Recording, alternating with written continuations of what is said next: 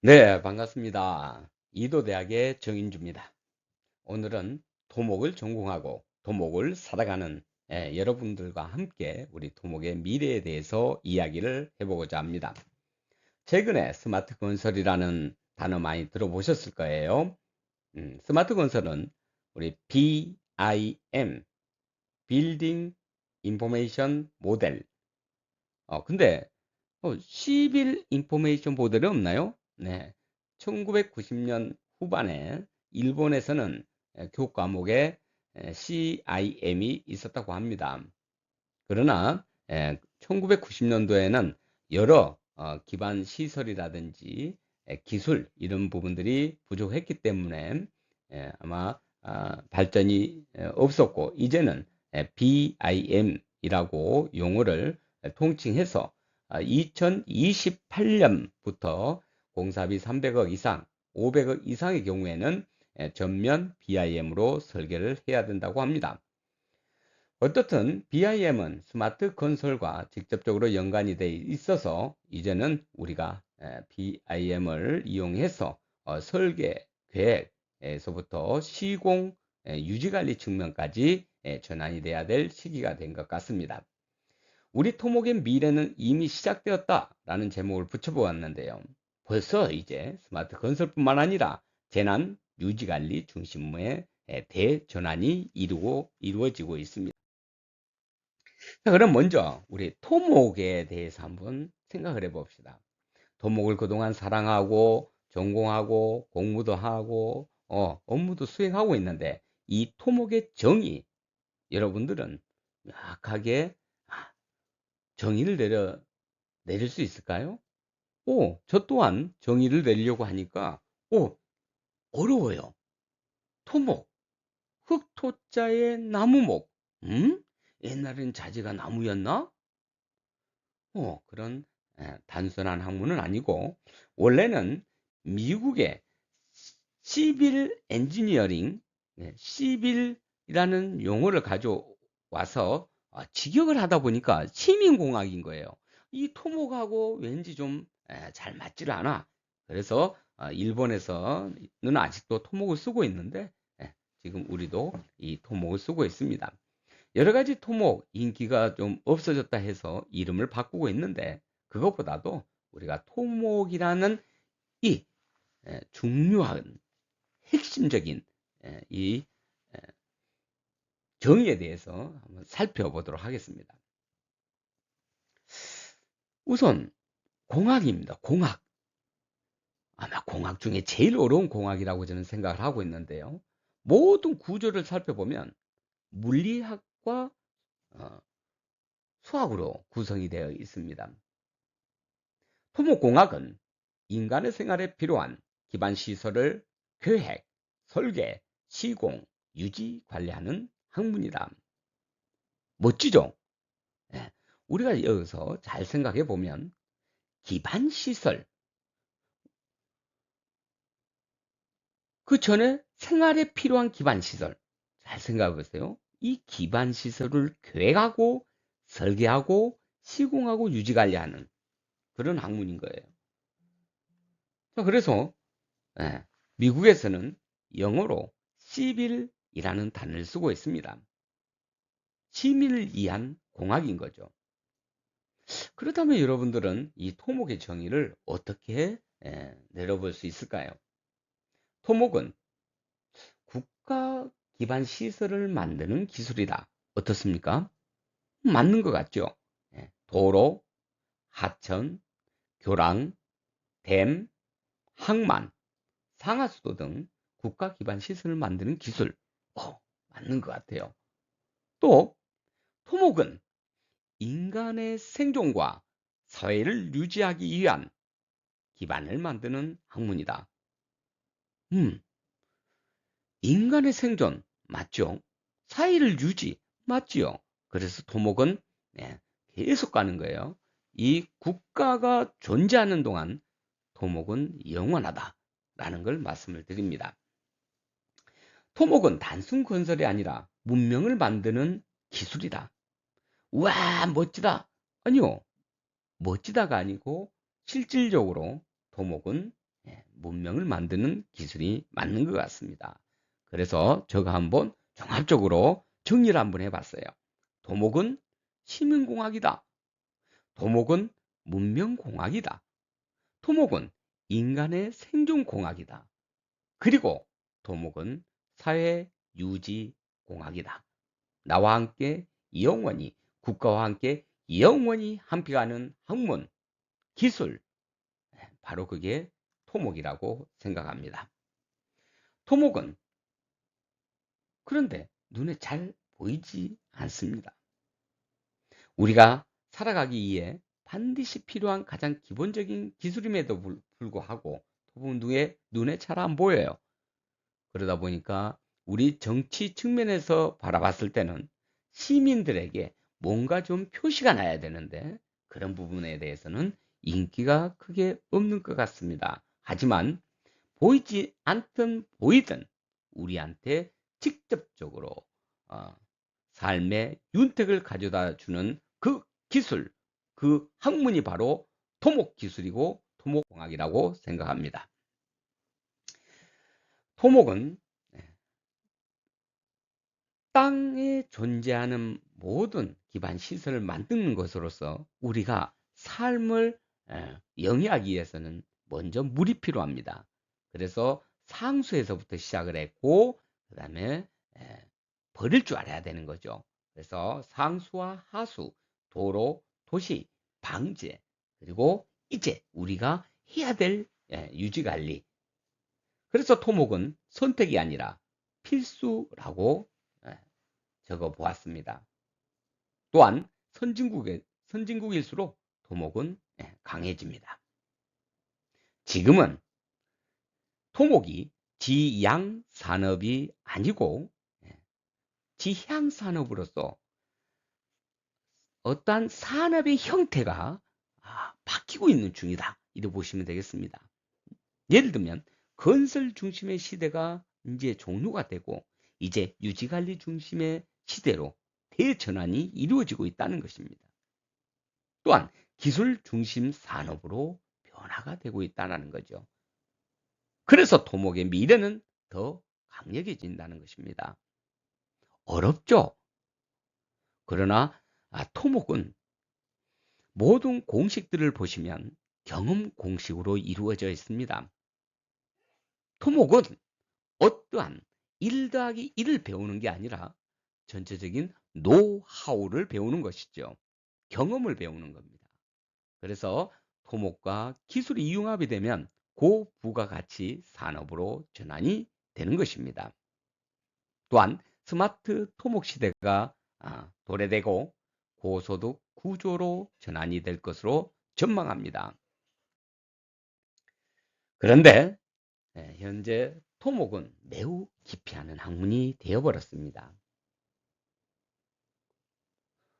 혹자는 완전히 상스러질 업종이다 라고 이야기를 해요. 한때 우리 선배님 뿐만 아니라 저 또한 토요일까지 어떤 해 일요일까지 일을 했었습니다.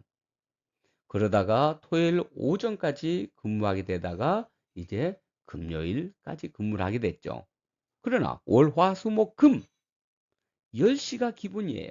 집에 오면 12시. 너무 피곤한 삶이 영이 됐죠. 이렇게 일을 열심히 했지만 급여는 그렇게 많지가 않았죠. 너무 힘들었어요. 급여도 적어서 워라밸이라는 생각 전혀 못했죠. 그리고 미래가 불안해졌죠. 그런데 우리가 가만히 살펴보면 그런 부분이 아니었다는 거죠. 선진국을 살펴보면 이미 오래전에 많은 변화가 있음을 알 수가 있습니다. 토목은 정말 미래가 없을까요? 사라질 수 없는 인프라를 가지고 있고 오히려 기후변화나 재난이 증가하고 있는데 수요가 줄어들까요? 그렇죠? 그래서 지금 전환기가 바뀌고 있어요. 건설 사람이 줄어들고 유지관리가 증대될 거고 유지관리가 증대되는데 요즘 아, 인력이 투입돼서 무엇인가를 수행한다는 것은 어, 맞지가 않죠. 역행하고 있다. 이런 생각을 가지고 있습니다. 엄청난 기계, 장비, 로봇이 우리를 대신할 거예요. 그러면 더 고차원적인 지식과 노하우가 필요하게 될 것입니다. 당장 드론, BIM, AI, 디지털 트윈 이 모든 것들이 우리 곁에 와 있습니다. 정말 토목은 미래가 없는 것일까요? 우리 토목 산업의 변화를 살펴보면 대한민국은 1960년도부터 급성장하게 됩니다. 국가 기반 시설이 확충되고 계속해서 성장하다가 1990년도에 하향 곡선을 그리죠. 그동안에는 산업 발전에 엄청난 국가 예산을 투자를 하다 보니 유지 관리에 대한 투자를 할 수가 없었습니다. 2003년도 상품백화점, 성수대교 붕괴 등으로 해서 유지 관리를 해야 되는구나 라고 인지를 하고 이때 특별법이 만들어지면서 비로소 이제 점검이 들어갑니다. 보통 건설 산업은 유지관리 비용이 총 공사비의 3%가 소요된다고 합니다.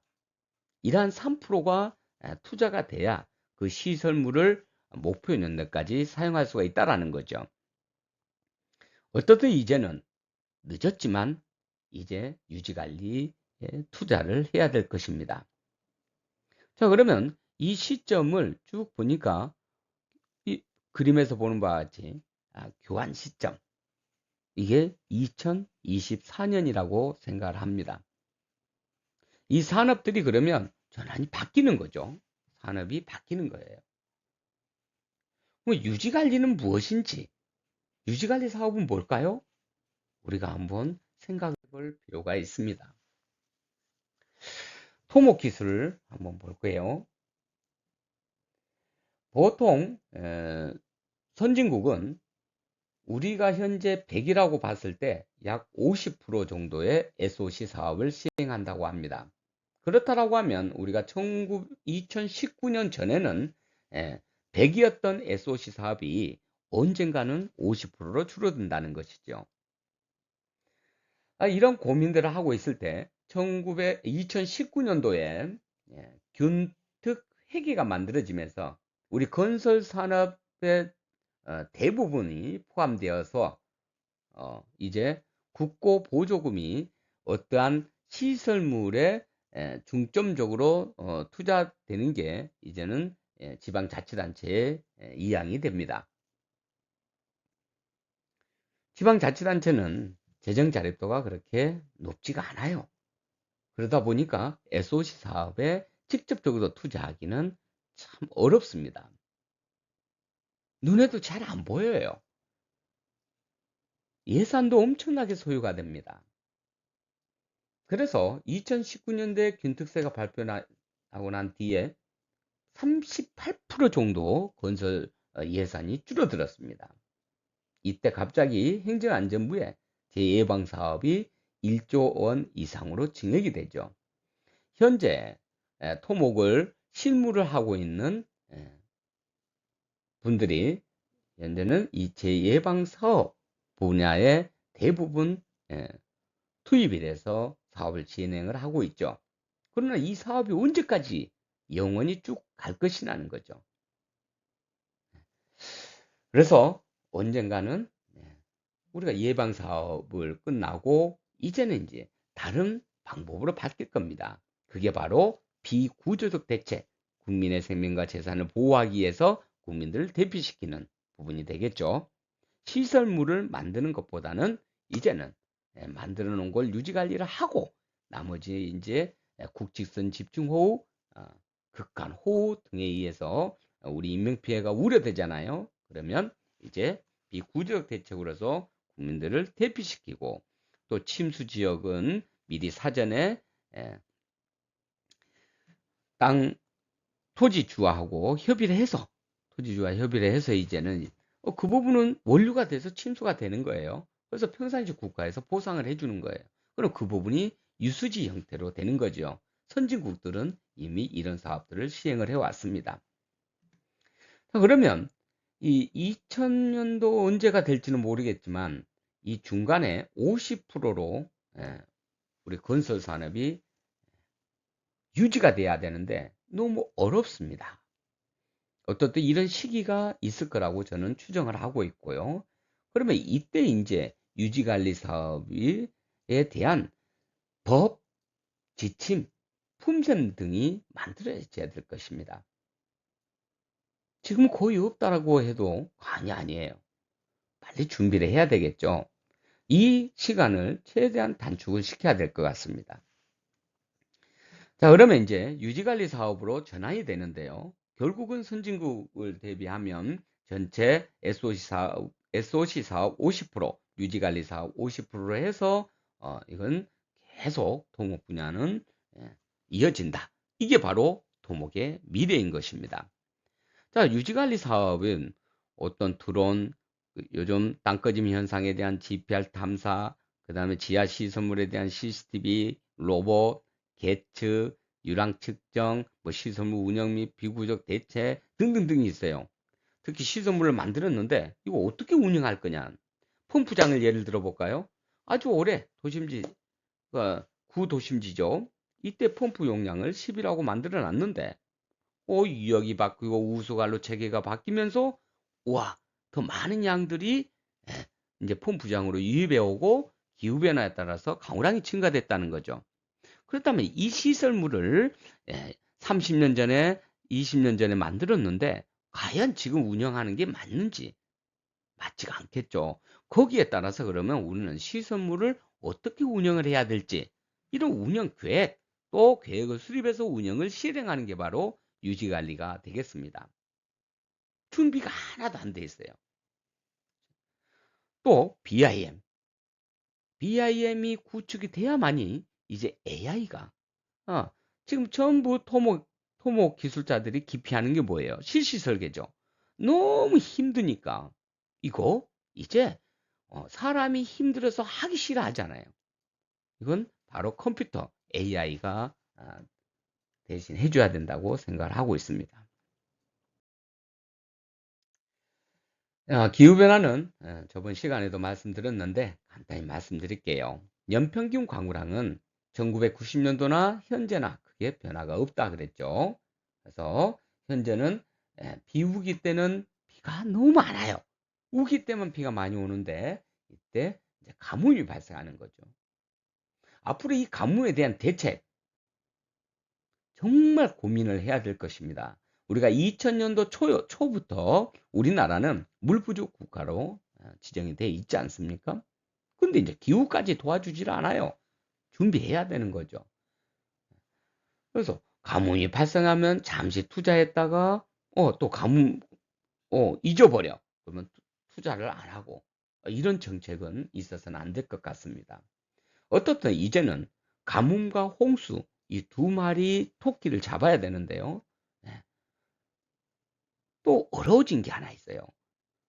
2000년도에는 6, 7, 8, 9월 달에 비가 많이 왔는데 최근에는 일시적으로 엄청난 비가 발생을 하고 있어요. 그래서 2000년도에는 집중호우, 2000년도 중반에는 국지성 집중호우라는 용어를 썼어요.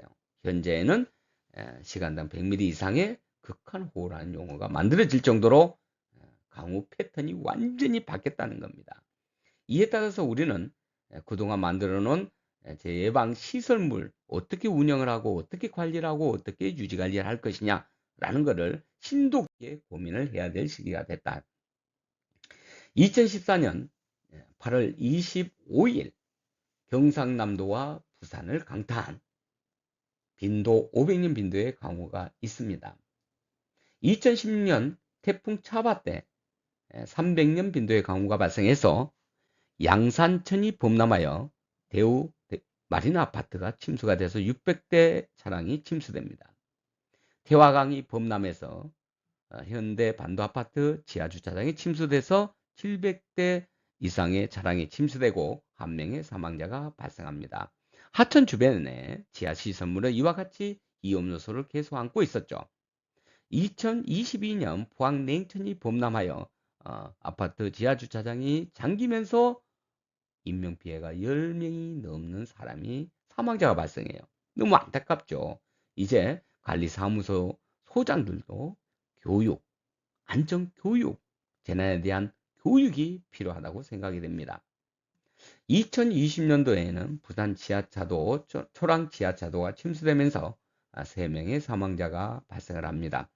2022년 대한민국 수도인 서울이 잠깁니다. 670년 빈도의 강우가 발생했습니다.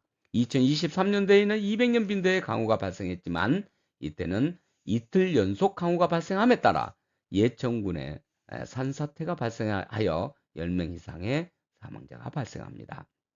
2025년 경상남도에는 620년 빈도에 해당하는 강우가 발생합니다. 우리는 보통 소화천은 50년 빈도, 방제성능 목표 강우랑 50년 빈도, 그렇죠? 보다 지방하천 100년 빈도, 국가하천 200년 빈도, 이게 설계 빈도, 계획 빈도예요. 근데 이제는 그 이상의 설계 빈도를 초과한 강우가 계속해서 발생을 하고 있다는 거죠. 그래서 비구조적 대책이 중요성이 대두되고 있습니다. 어떻든 이러한 기후 변화를 정리를 해보면 홍수와 산사태, 가뭄과 산불, 그리고 해안재해 연기가 돼 있더라 이 말이죠. 우리나라는 특히 산사태가 발생할 수 있는 지형적 조건이 갖춰져 있다 그랬죠. 너무 안타깝죠. 어떻든 준비를 해야 되는 거예요. 이틀 이상 3일 연속 강우가 내렸다. 그러면 산사태 피해가 우려된다. 이렇게 보시면 되겠습니다. 그리고 제가 이제 해안가를 조사를 많이 나가 보니까 우리 어촌에 살고 계시는 우리 어머니 아버님들이 일구동성으로 말씀합니다. 체감으로 약 1m 정도 해수면이 상승한 것 같다라고 이야기를 해요. 근데 실측치를 보더라도 2020년 부산의 동천이 범람했을 때도 약 최고 만조위보다 94cm가 더 높았습니다. 포항 냉천의 경우에도 약 최고 만조위보다 1m가 더 높았어요. 이제 이 해안재해에 대해서도 우리는 준비를 해야 되겠습니다. 어떤 준비를 할 것이냐? 시설물을 마구 만들어요? 엄청난 예산이 소요될 거예요. 우리나라는 삼면이 바다입니다. 어떠한 형태로 어떻게 대응을 할 것인지 이젠 심도 깊은 고민을 할 때가 된 것 같습니다. 이와 같이 기후변화에 따라서 강우 패턴이 변화되고 여러 가지 산업 조건이 달라짐에 따라서 이젠 단순한 토목 분야가 아니고 이런 토목 시설물의 유지관리를 통해서 재난에 대응할 수 있는 그런 산업으로 전환이 돼야 될 것으로 판단이 됩니다. 기존 건설 산업, 상하수도, 도로, 교량, 터널, 마리나, 하천 정비 사업 등 그동안 많은 우리 국민들의 생명과 재산을 보호하면서 생활에 윤택을 주기 위해서 이러한 건설 산업을 시행을 해왔습니다.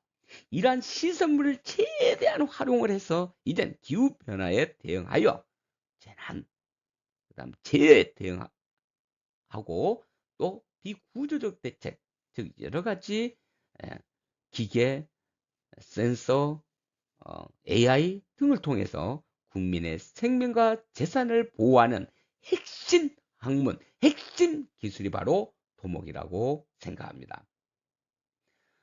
여러분들께서도 이제 이 토목을 전공하고 사랑하는 이 부분에 자부심을 가지고 함께 이 미래를 같이 나아갔으면 좋겠습니다. 다음에 또 인사드리겠습니다. 감사합니다.